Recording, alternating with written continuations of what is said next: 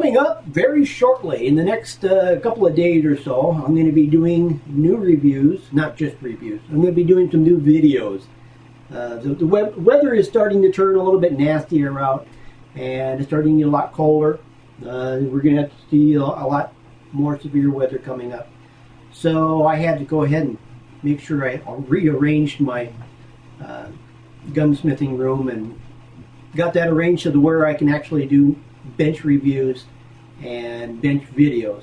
And those videos are going to be one of the series of videos I'm going to be doing pertains mainly to the, and not mainly, starting off with the some of the gunsmithing tools, properly using a torque wrench. You think it's easy, but you put an extension on there and it gets a little bit more difficult.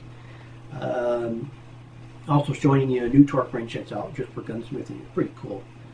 Also, I'm going to be doing a series on rebuilding a Savage 110E 30-06 into a Savage 110 Tactical in 6.5 by 4.7 Weaponeer. And the whole purpose in this is it's stages. And in one stage I'll be doing the barrel removal and installing a new barrel on there. And we'll go through that step by step so you can kind of follow along. In another stage I'm going to be swapping out the original trigger. But before I do that, I'm also going to show you how to use the trigger gauge so you can find out how many pound trigger you have. And this is going to be done on an average. And then we're going to install a new chimney trigger. And once we have that trigger in there, we're going to do another trigger test. And you can see the difference between the stock trigger and the aftermarket trigger.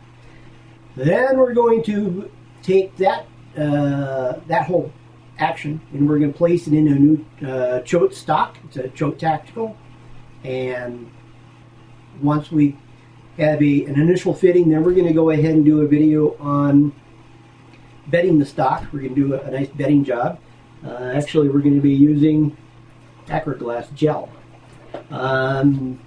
Once we have that done and the rifle's bedded, we're going to be installing our rings and our scope and probably head out to the range after that, because 6.5 Weaponeer, this right here is a 6.5 Grendel, and it's not a bad little round. You take the 6.5 Grendel and you take the Weaponeer, and there's a little bit of a difference between the two. So it has some really good long-range performance, and I think it's going to be a good round. Typically quarter minute of angle. That probably is the starting point with it. Good reloads, and probably get a little bit better than that.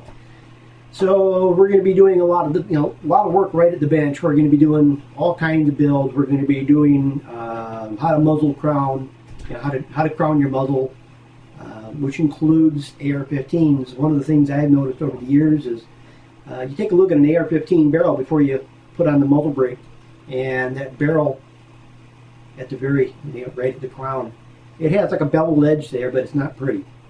And if you were to just crown that, I think you get a little bit more accuracy out of it. And we're going to try that with a number of different weapons. We're going to try it with infields, Mosin Nagant. We're going to try it with just about everything I can come up with. And we're going to see if it actually does anything that's worthwhile.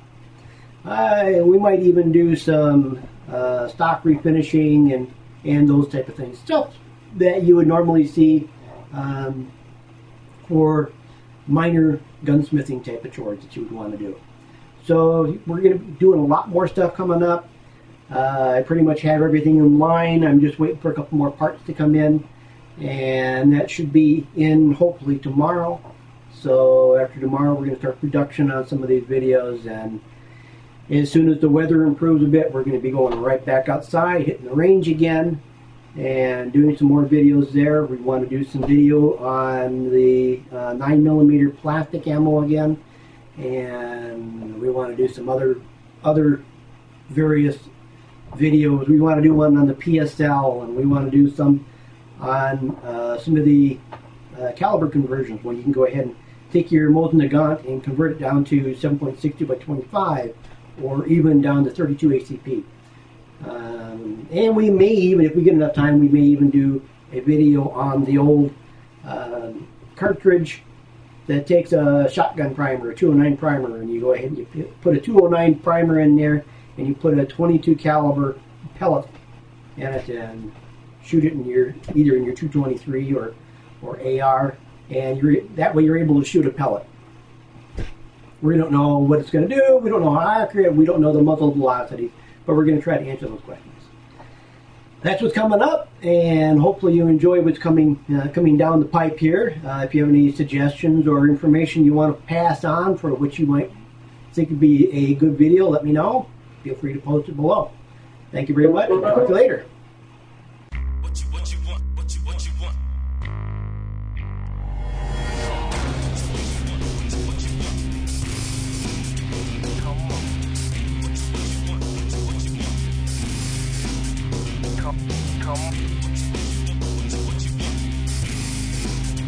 Come on.